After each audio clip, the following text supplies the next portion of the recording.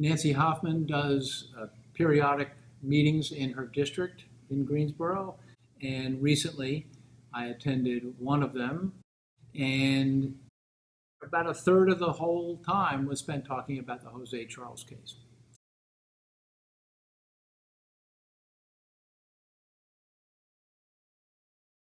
So I went to the coffee chat last week. Particularly because I wanted to hear her take on what was happening with the police and specifically related to Jose Charles. And my feeling was that Councilperson Hoffman did, first of all, mischaracterized the entire event. She was selective about what she told people about what happened that day. And seeing as how we haven't been able to see a video of the event, and she has not seen the video of the event, I thought she could have been much fairer to Jose. How a child could be seen and treated so differently than my own children. And so I did ask or state, my white daughters never would have been treated as Jose Charles was. And I think in that moment, what happened was that really the council person illuminated for us the kind of unconscious bias that we all have, which was she basically stated, well, maybe your daughters wouldn't have put themselves in the kind of situation that Jose Charles did. To which several of us in unison responded, what? Going to the 4th of July downtown with all of Greensboro and standing outside of a bathroom? Like, what situation is that? I felt real confused. I felt aggravated. I felt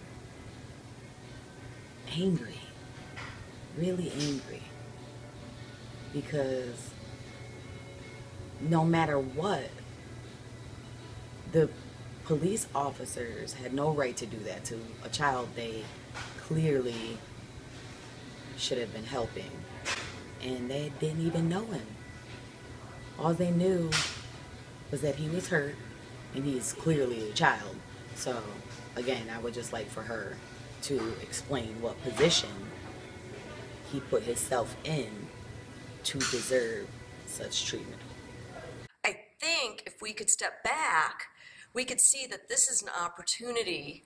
We all have to look at our implicit biases because they lead us to make decisions and assumptions about people, particularly those different from us, particularly people of color, that result in being incarcerated, result in their death, result in attributing all kinds of negative assumptions about their behaviors and why they're doing what they're doing, instead of looking at a 16-year-old who got beaten up and needed to be attended to.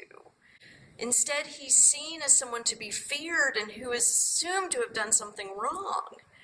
And nobody would assume that first if they had come across my children bloodied at a 4th of July event downtown. And we have a chance to stop and catch ourselves in these unconscious implicit biases and make changes in our behavior instead of instituting decisions and policies that cause harm to a large portion of our neighbors and our community. The public should get to see this video. It's a police camera video, cameras that were bought with taxpayer money, but we haven't gotten to see it. Those who have seen it have disagreed with the police account of what happened. So we want the city council to look at the video, which we've been told is going to happen. The problem is it's been taking a long time while the threat of being sent away from his family is being hanging over Jose Charles, which seems very unfair.